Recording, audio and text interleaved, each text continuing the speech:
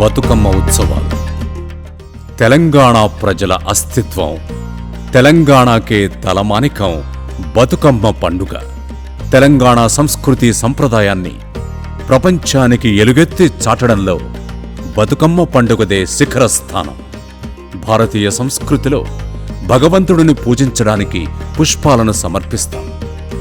కానీ పుష్పాలనే దైవంగా పూజించే సంప్రదాయం ఒక్క బతుకమ్మ పండుగకే సొంతం.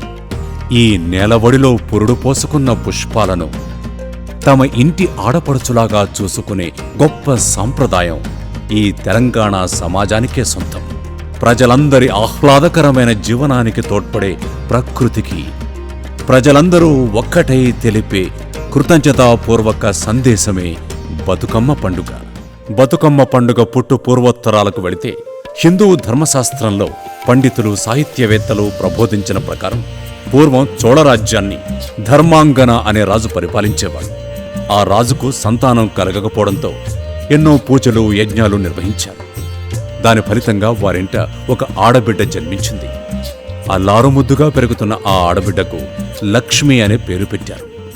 రోజులు గడుస్తున్న కొద్దీ ఆ అమ్మాయి ప్రతినిత్యం ఏదో ఒక అవాంతరంతో చావు బతుకుల మధ్య కొట్టుమిట్టాడేది.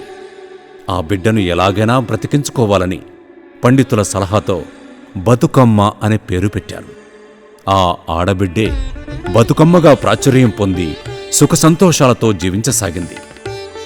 అలా ప్రతి ఏడు బతుకమ్మ పండుగను ఆడపడుచులు ఘనంగా నిర్వహించడం ఆరంభమైంది. ఇలా బతుకమ్మ పుట్టు పూర్వోత్తరాల గురించి ఎన్నో కథలు ప్రాచుర్యంలో ఉన్నాయి.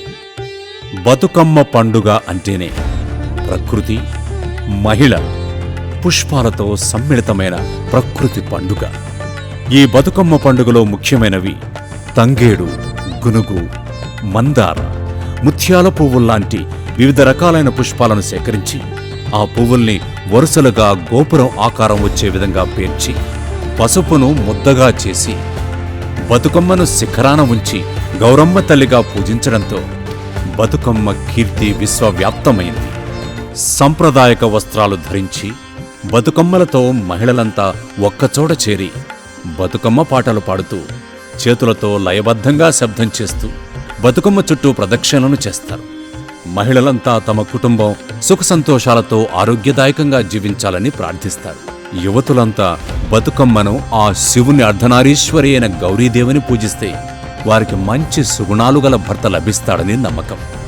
మహాదేవుడి అర్ధభాగమైన గౌరీదేవిని ప్రకృతిలో భాగమైన పువ్వులతో కలిసి మహిళలంతా నిండుగా జరిపే పండుగే ఈ బతుకమ్మ. నేటి మహిళ మగవారితో సమానంగా అన్ని రంగాల్లో దూసుకెళ్లి తమ సత్తాను చాటుతోంది. ఈ బతుకమ్మ పండుగలో మరో అద్భుత ఘట్టం బతుకమ్మ నిమజ్జనం. ప్రకృతి ఒడిలో పుట్టిన పువ్వుల్ని పూజించి తిరిగి ఆ ప్రకృతి ఒడి అయిన నీటిలో నిమజ్జనం చేయడమే ఈ పండుగ ప్రత్యేకత. ప్రకృతి లేని రోజున మానవుడి మనుగడే లేదన్న సత్యాన్ని మనందరం గ్రహిద్దాం.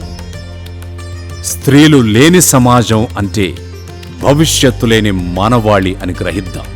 అందుకే స్త్రీని మన ఇలవేల్పు బతుకమ్మతో సమానంగా గౌరవించి ఈ నింగివుడిలో పురుడు పోసుకున్న పుష్పాలను తమ ఇంటి ఆడపడుచులాగా చూసుకునే గొప్ప సంప్రదాయం ఈ తెలంగాణ సమాజానికే సొంతం.